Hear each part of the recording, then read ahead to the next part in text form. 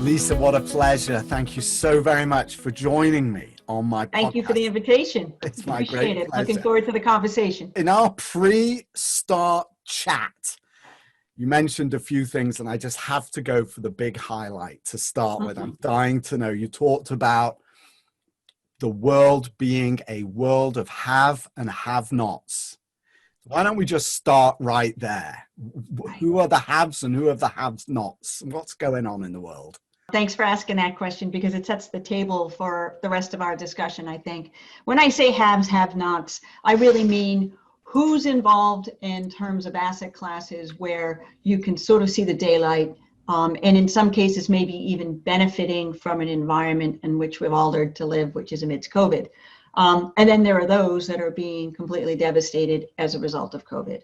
So the folks, the so-called haves, are those such as industrial, where the e-commerce and the like have certainly been driven to new heights amidst COVID, and the beneficiaries are the industrial properties out there that are benefiting. Same thing, I think, to some extent.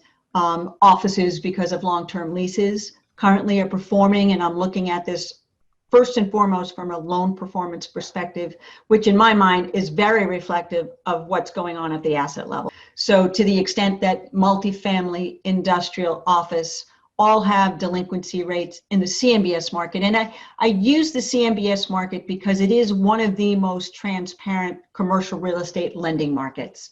So you'll get monthly data. That's not to say that you cannot get some level of data on the banks and life companies, but that tends to be quarterly. And it is far less granular than what you'll get in the CMBS market. So we use CMBS as an example. But in that world, it's 3% or less. However, when you go to a more operating business like a hotel, many of which aren't operating, were closed for significant periods of time. If they're now open, they're still working with a delinquency rate in a single digit generally number. So you have delinquency rates in a hotel right now of about 23%, and you have retail delinquency rates of about 15%.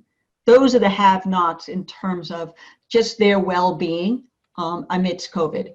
And while I do think that some of these things will grow to be better, what we know in retail is that the distress in the retail market has persisted for quite some time. So unfortunately, for some of those retail assets, COVID is the thing that's going to push them over the edge. It either means change in ownership at some point, or the complete demise of the asset itself, where an alternative use is now what you're looking for as opposed to a retail location.